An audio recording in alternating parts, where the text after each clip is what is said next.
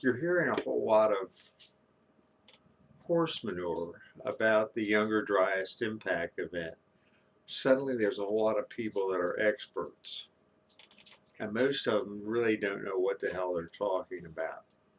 Now, I was the first person to write about the impact events at, at the beginning of the Holocene. I did it in my book, Made an Impact in the Americas. At this time, the only thing we had was Frank Hibbins' excavation reports and Native American memories of it. Let's next. Frank Hibbins had written a book and he talked about the deposits that he found up in Alaska. Now, when my book first came out, I spent about a year and a half defending Frank Hibbins' reputation. There were all these people that claimed that he hadn't found what he'd found and that he was a fraud, an absolute and complete utter fraud. The guy was a World War II combat vet that was injured in World War II and had a head injury. Otherwise, this stuff never would have started. For that matter, when I did my book, I was given a Holocene start date that varied by as much as 7,000 years to give you an idea where life was at back in 2005. Next one, yeah. Now, somebody went out and actually recovered Frank Evans' field notes from Alaska. So now we have these wonderful pictures, and they actually recovered the fossils that he found as well of the various species that were killed by this impact. Hibbins had thought it was a volcano, but it turns out that it's an impact, and we have impactites in the deposits. Here's a better picture of him with I think this is a Mastodon shoulder blade. He's a really nice guy, uh, quite well loved. And here we got to give you some idea where these deposits were at up there in the Great White North.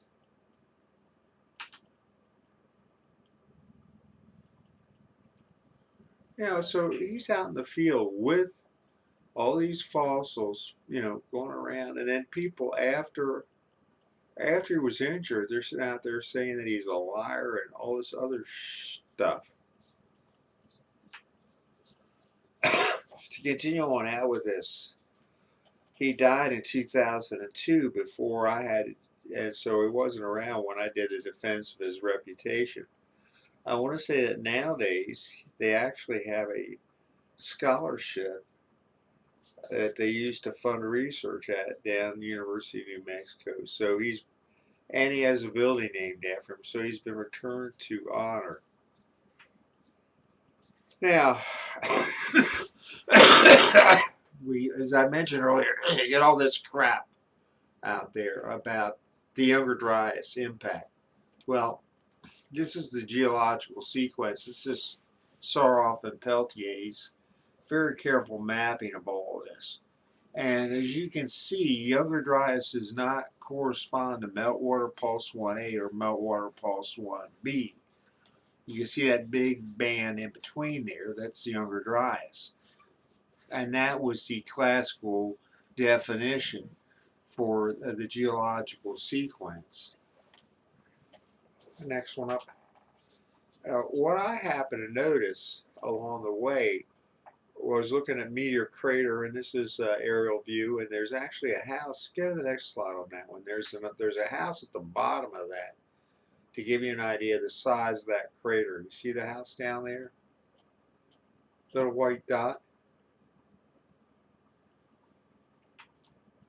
What I happened to notice is that when I went back to radiocarbon dating on it, guess what? There's a spike in radiocarbon dates at the same time as that impact occurs. You can see the spike in radiocarbon there.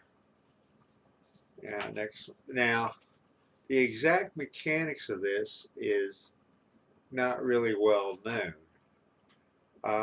What it appears is that gamma rays are generated by large hypervelocity impacts. That frees neutrons which end up forming the carbon-14. So we have the one there. Now over here on the right side, roughly at what the period that they'll call the Younger Dryas, you'll see two other impacts. You'll see the two carbon-14 spikes.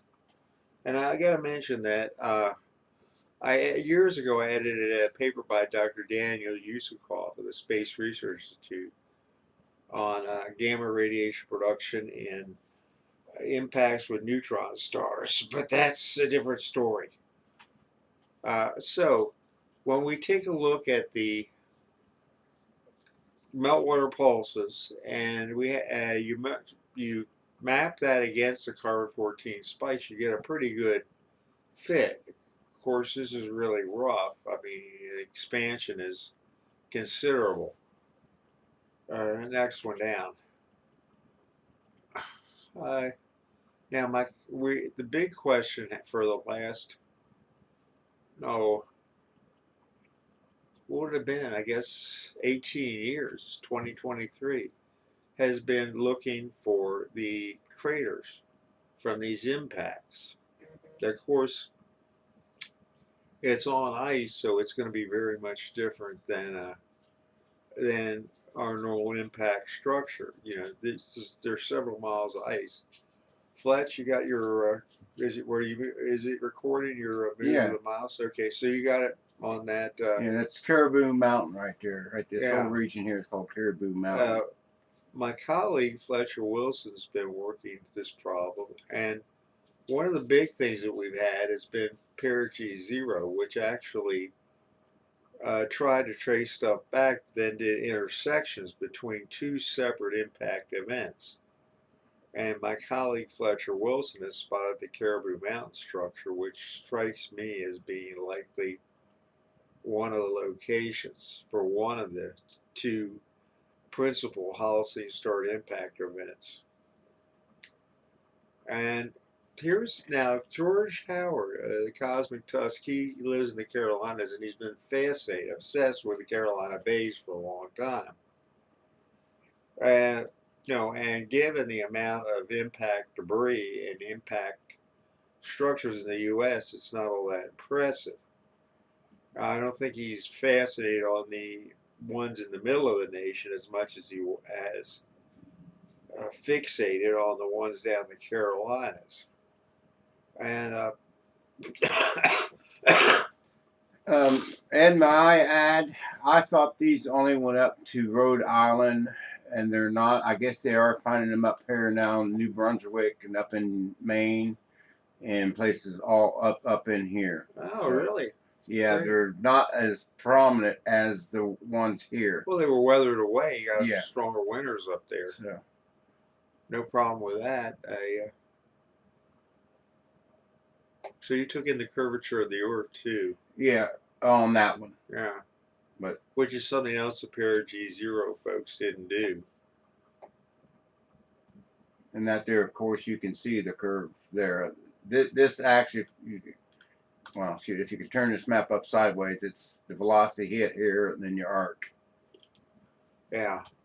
Well, our perigee zero guys, they're pretty good, but that there were two impacts, and they had problems doing the ray trace back to impact structures.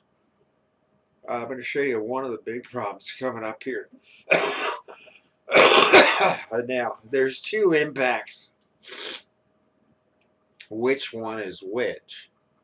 What is Caribou Mountain? And the other one we have, I guess that's going to be the next slide. We're going to have the Lloydminster, is the Kiskoti Astroblem, which is an uplift that was formed when the ice was blown off of it.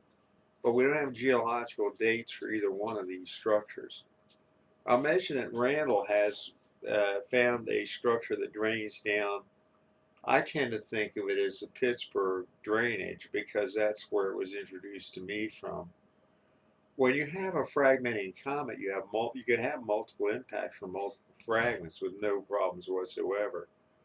And yeah, if you go to Pittsburgh and go over to the early paleo site that's over there just to the west of the Pittsburgh area. I think it was the United Eastern Lenape powwow. Just to the east of there, uh, you know, then that's likely to be an astroblem that he's identified now, one of the small components, but it's not one of the major ones that we see. This is a this is where ice was blown off and you had a rebound. But again, we have no date. We don't know which ones with which meltwater pulse. Now I'm going to talk about some of the people of the Americas. I'm going to go off on a tangent from impacts. I think I'm Fletch. Anything else I need to mention about the impacts here before we go on? No, it's just hard to get them dated because of Well, they're in the middle of the Canadian Arctic. Arctic. Yeah, and it's on ice. And Get that's another thing. There won't be no residual material. Yeah, underneath it. It's not going to be the same as the one out in Arizona. Yeah, because there's You're not going to be able to find debris down in there because it hit ice. Yeah, well, if it even hits ground, it's still going to the debris is going to be on the ice sheet and that melts. Right, but then it gets scattered everywhere. So yeah, it's a plus. I don't know I didn't know what the Canadians are going to do and who's out there. I'm stumbling around the Arctic. I am trying to go through the Canadian geological surveys now. How's your French? Voulez-vous coucher avec moi? Voulez-vous? Voulez-vous? Qui to toss? It's not as good as what it used to be. Oh, back when you were in the service? Okay. Yeah. Okay, so here we have a nice Clovis point. And everybody gets all bent about the end of the Clovis and why Clovis ended. Well, it's really straightforward. They didn't need this size point anymore because their game was much smaller. And here's a distribution of Clovis points. The next one over, our next slide. This is me and Richard. He's Akanachi. And essentially they come, it looks to me like they came from Northwest Africa to South America and came north from there. And this is like maximum male adult height. And you'll see here's the map of the world's ocean currents. So you can see how they got from Africa over to South America. And by the way, that occurred in modern training times, and there's records of like a couple hundred different fishermen's boats that were washed up in South America. And here it is simplified. Here's you see Bancroft and labeled it very neatly. I mean, it's again, this modern fishing boats were blown off course and ended up in South America. This is quite well known, but the idea that anybody from Africa made it to the Americas is one of those things that you just have to put up with a lot of crap about. Okay, let's go to the next one. Here's some of the variants of the Clovis. Once they got hold of this technique for making the flutes down these points, that spread throughout the peoples of North America. And it's the production of these points generally stopped with the production of the large megafauna because they didn't need points this big to kill them.